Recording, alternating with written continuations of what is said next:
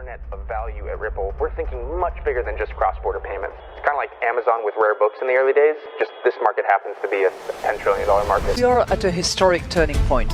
Said in the past that you are doing for money what email did for communication. Moving the whole revolution forward. Take on it. There's trillions of dollars parked around the world. XRP. Is there a possibility that Ripple could take over Swift one day?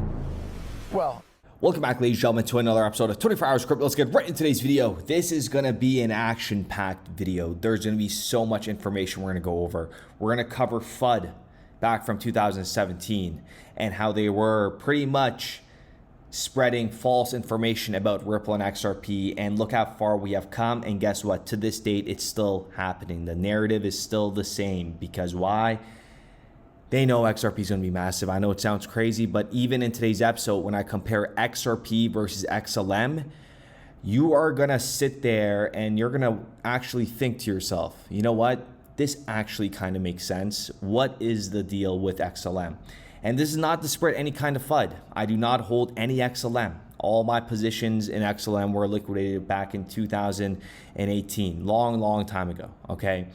So, and I'm gonna give you the reasonings why I did it in today's episode. This is pretty much what this is what I went off. And first, let me show you guys a clip here back from 2018 on CNBC, and this is truly sad. I mean, there's no way, like we thought Noti was dumb. I mean, this is even worse. There's so many things that are very important about what the SEC said today that clears the way for, let's say, Ether. What does that mean for like an XRP? An XRP, from the way I understand it, it's a technology solution that you don't necessarily need to use the coin to transact on the platform. So So what happens to an XRP? How does a Ripple?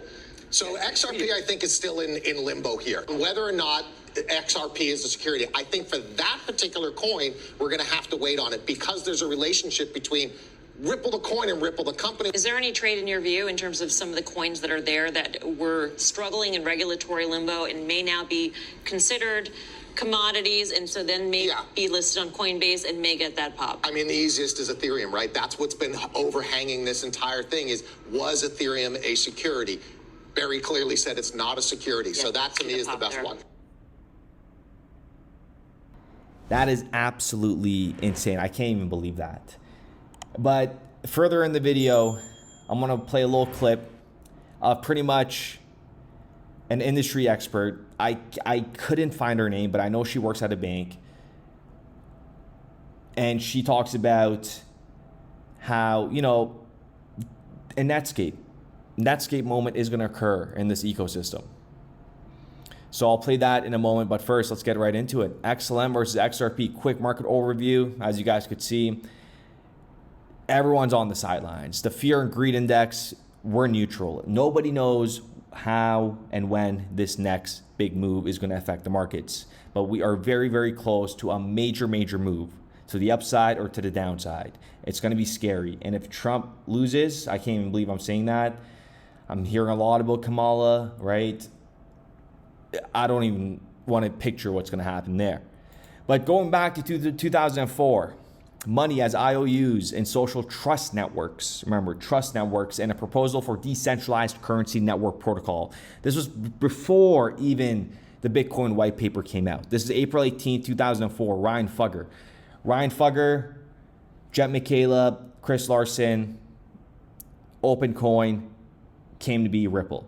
Quick little overview right there, okay?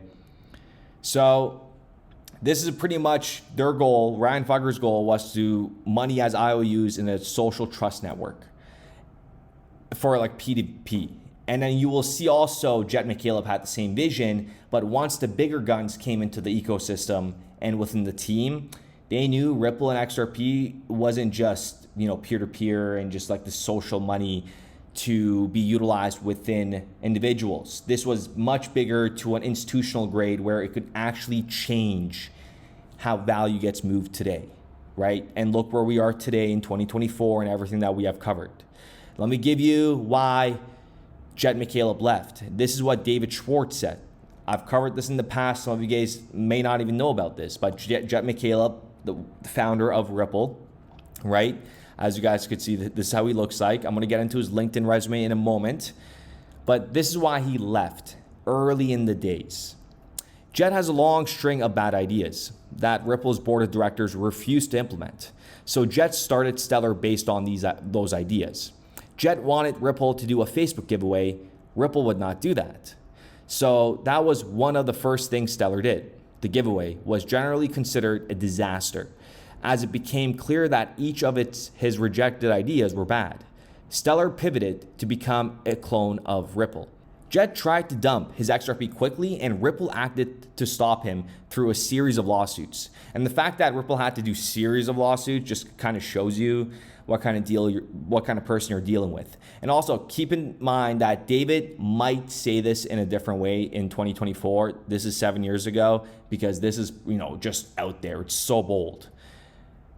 Thanks to Ripple's refusal, Jet's XRP will probably be worth more than $1 billion. He will probably be the only person to become a self-made billionaire despite his best efforts.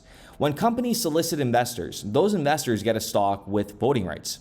Some of them get seats on the board of directors, and you bring on smart people to help you make good decisions. Heck, Jet brought in Chris to be CEO.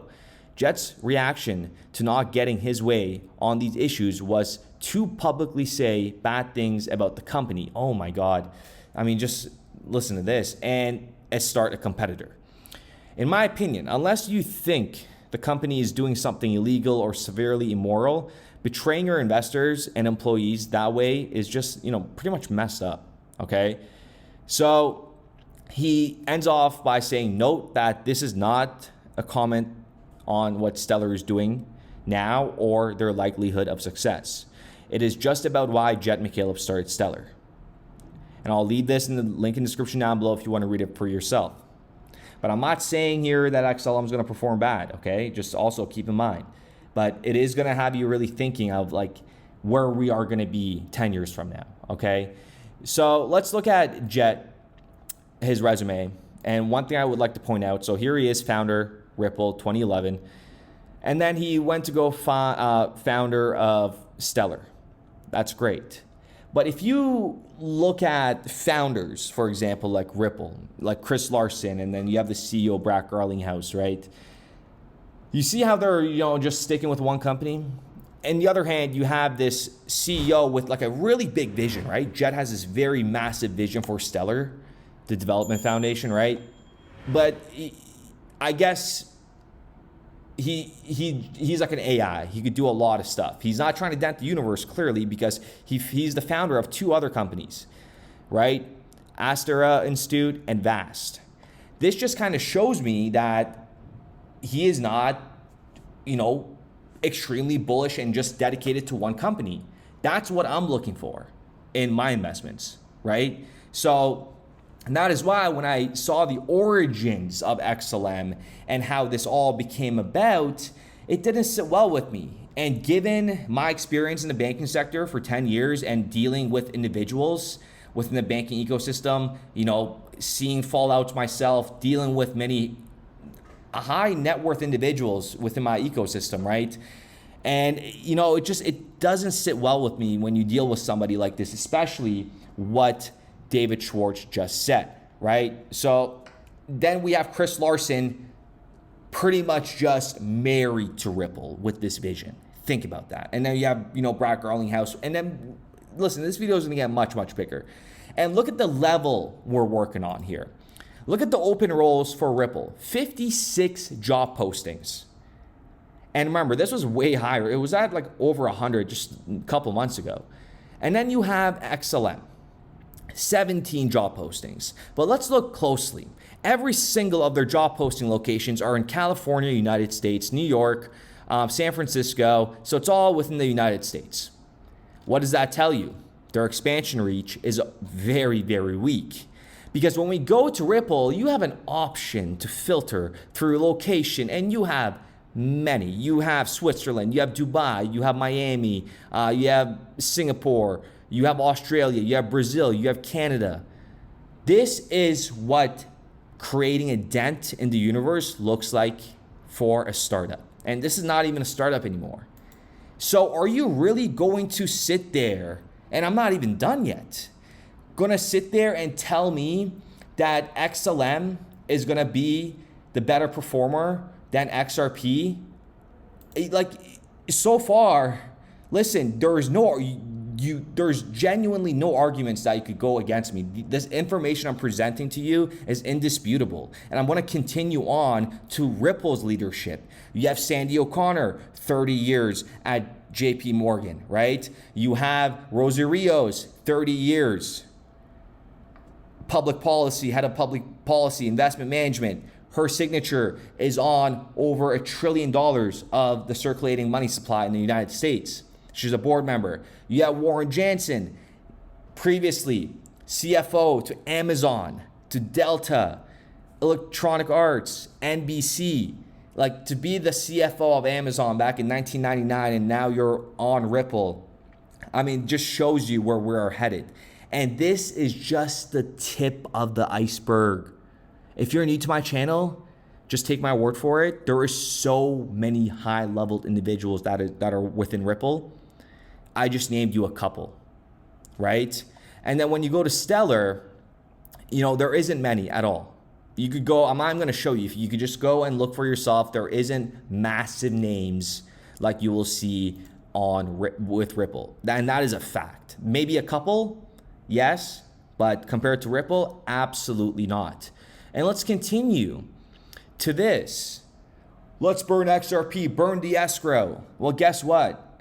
The Stellar Foundation did, right? They destroyed half their supply of its XLM back in 2019. And guess what? It did nothing to the price. You're looking at XLM right now sitting at 9 cents with a max supply of 50 billion XLM. And then you have XRP going through a lawsuit, right? 100 billion in max supply. And it's 50 cents. Does this make sense to you? Does it? Is XLM still the better alternative, right? It is just a clone of Ripple and XRP. And that's indisputable. That might be a hard pill for some of you guys to swallow. I understand that if you have a fat bag of XLM. But also, keep in mind, XLM, in my opinion, will have its market share. This is not to put FUD onto it, but this is just to clear the air. If you're just coming into this ecosystem with a couple $1,000s and you don't know which one is better, this one right here kind of puts the icing on the cake, right? Let me know what your thoughts are in the comments down below. Tell me why I am wrong, right? You guys don't have to agree with me. These are my reasonings to why I sold my XLM.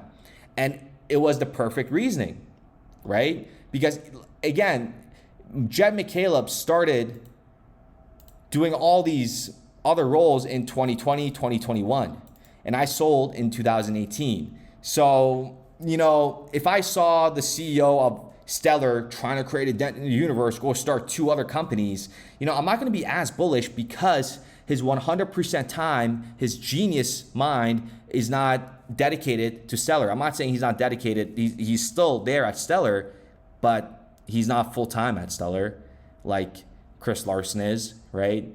Like, you gotta consider all of these things, folks. We are at a brand new market, stock market 2.0. Infancy stages, ground zero, $2 trillion. When you pick winners and losers, you got to do more than just tokenomics. Just look at, like, understand where this company is going to be 10 years from now. You can't compare Ripple and XRP. Don't even get me started with the MTLs, the money transmitter licenses. Those are nowhere to be seen. And I've asked you guys on Twitter, I've asked you guys on Instagram, I've asked you guys on here on YouTube asking, please send me the links for the money transmitter licenses for XLM in all these different jurisdictions. But I still don't have anything. I'm still looking, I still don't have anything. So with that being said, ladies and gentlemen, I do appreciate every single one of you guys. Let me know what you guys think in the comments down below. I'm going to play that clip in a moment of that Netscape moment. And keep in mind, if you don't know what Netscape is, You know, Netscape had a very, very great success early at first, but the company failed to keep up with the changing market. And then you had Microsoft coming in heavily with its research and development teams and just excelling it, right? So Bitcoin could be that Netscape. We are going to see a massive black swan event years from now in this crypto industry, just like we saw one in the stock market back in 2008. It's going to happen 100%, but it's not going to happen anytime soon. Bitcoin is going to go to 100K, 200K. We are going to all see that before the collapse happens. And if you guys haven't already, I did have a couple individuals reach out for additional spots for the IG CPS Blueprint. Okay, this is the institutional grade crypto portfolio strategy where we go. This is not financial advice. This is creating a strategic framework for decision making on the right coins. There's hundreds of coins, actually thousands of digital assets, and this PDF will help you narrow it down to the winners for the long term with real world use cases that are actually going to thrive and be utilized within regulated financial industries. Okay, and what we are going to do also is we are going to have, you and I have a 15-minute discussion going over some very important portfolio principles, your risk tolerance, your investment objective, your time horizon, just like they would do with individuals at regulated financial industries, okay? Because to all my older individuals, you guys know, all the investment advisors, all the bankers are gonna start reaching out to their clients and asking them, hey, we have crypto as an opportunity. And the worst part is, they're going to make you guys lose again. You know why? Because they're going to offer you guys an ETF like Bitcoin or Ethereum. They're not going to say, hey, you could buy XLM, you could buy XRP, right? They're not even going to do that. They're going to entertain you with the ETFs and like all their little whatever pump and dumps that it's okay. It's not going to be a pump and dump, but whatever they want to create and whatever fee they want to suck out of you, right? With crypto, it starts a level playing field. So you take charge of your own investments. Okay, stay away from these banks when it comes to crypto. There's no reason why you need to go to a bank or get investment advisors to obtain, you know, a very good amount of wealth in the coming months and years. The next 3 years, so much wealth is going to be created. So if you guys are interested, link in the description down below. And as of 8 p.m. EST, this will be out because I could only do so many 15-minute calls. So the link is in the description down below. And as of 8 p.m. EST, it will be sold out and it will not come back. So please, if it's 8 p.m. EST and it says sold out, please do not email support, and we'll be back with another video. Bitcoin, I'm only going to invest in Bitcoin because it's the current winner, or the digital gold as they call it, is equivalent to say that in the early 2000s, you're only going to invest in one internet stock. And I don't need to tell you whether it's social media, Facebook didn't exist by and large. I mean, Netscape was the browser of choice with 75% market share. Google is the leader now, and Netscape doesn't exist. So to me, it's the equivalent thing. I don't know, there will be winners and losers, but I wouldn't want to have Bitcoin end up being the Netscape of your investment opportunity. And again, the way I look at that diversification and XRP being used as the bridge currency, because it was designed for that, is a multi-trillion-dollar problem that if I solve it, I make a lot of money, I being Ripple, but also I make a difference. And frankly, the reason I am so excited to work with that company is they can change the world. So that's their mission. They're not going to, it's very expensive, by the way, to have railroad tracks that reinvent the way cross-border payments are being done. So they're lucky to have a balance sheet for such a worthy goal. Having said that, look, I used to be an options trader. Options are wonderful things to have, provided they're not too expensive. They understand that the ecosystem is being built, you know, exchanges that are worthy of that word. as opposed to fly-by-night exchanges in the middle of nowhere. So they are putting some money in that optionality of if that infrastructure gets built, it has two things. One is it legitimizes the space, and also you're making money on your investment. But I would say they are very smart in the way they're going about these options, but their main mission, where the money is being spent, is really laying down those railroad tracks that are very important. And no one, I mean, frankly, as I said, they can't pretend they occupy Bitcoin. They are store of value, just like Bitcoin is, obviously. But they're the clear winner currently in that cross-border, the clear winner. And that's why multi-trillion-dollar space. Building RippleNet with the thesis that crypto liquidity would eventually be able to support robust global payments, large payments.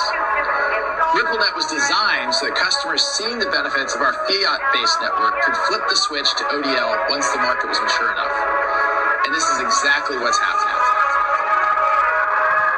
Flip the switch.